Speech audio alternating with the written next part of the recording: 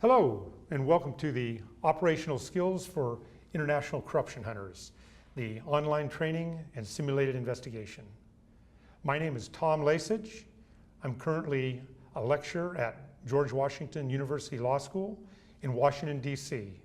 Hello, everyone. Thanks for coming along today. My name's Paul Myers, and ICA, the International Corruption Hunters Alliance, have asked me to come along today and talk about open source intelligence gathering, finding information on the internet that could help your corruption investigations. We're going to be doing this in two parts. Today's part one, is going to focus on three different areas. First of all, online searching. We're going to go back to basics and learn how to use search engines. But first of all, we're going to be looking at search engine theory, how to pick the right sort of search engine for the task. We'll be looking at some of Google's more advanced search features as well, and finding out how to find information from the past, things that have been deleted from the internet. After that, we'll be looking at the contentious world of finding people online, profiling individuals, looking into social networks, and all of the advanced people finding tools.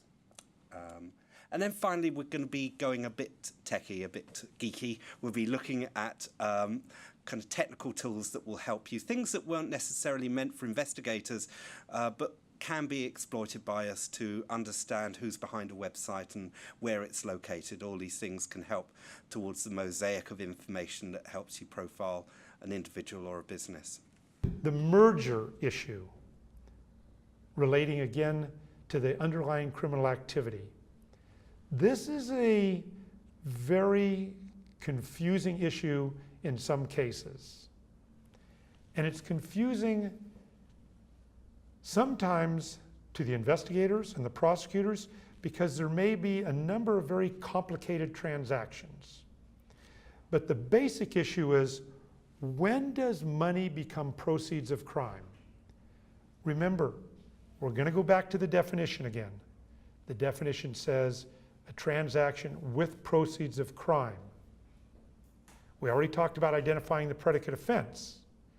Now we have to determine, what do we mean by a conversion or transfer of proceeds of crime, or with proceeds of crime?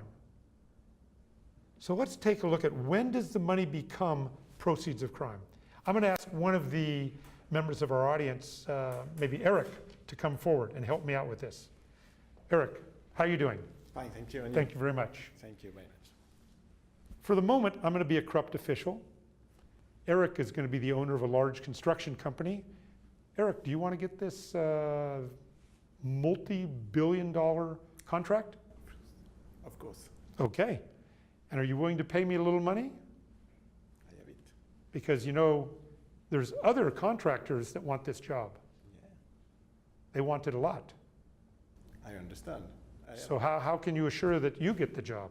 Yep, Can you assure it by maybe giving me a bribe? I can try. Ah, I can try. I like that. Okay, so Eric is the owner of a large construction company. I'm the government procurement official. He's going to give me a bribe now. He's handing me the money. The question is this a money laundering transaction? Let's say we've got this on tape. There's an undercover operation ongoing. We're in a hotel room.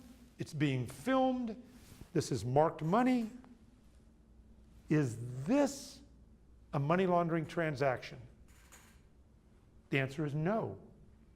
This is the underlying criminal activity. This is the bribe. So this money here is the criminal offense. Now, Eric has taken his hand away. Thank you. Thank you very Oh, but don't go away. Don't go away. Come back. I want more money from you. I didn't know. So he's given me all this money.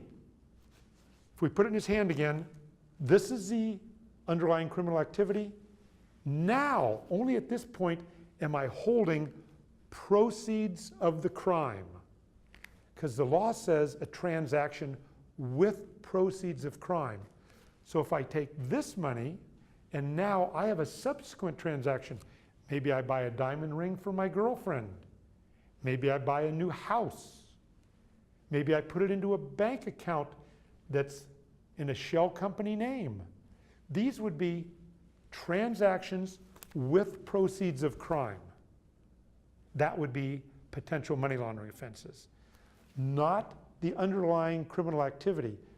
This is the proof we need to show where the money came from, but it's the subsequent transactions that are money laundering offenses. Eric, can I keep this? Of course, it's for you. Okay. Well, you're being far too kind. So we give you this back. Thank you very much. Thank you. Okay. Thank you very much. Appreciate it. Okay. So that's what we commonly call the merger issue. It's very important to identify what is a money laundering transaction as opposed to the actual underlying criminal activity.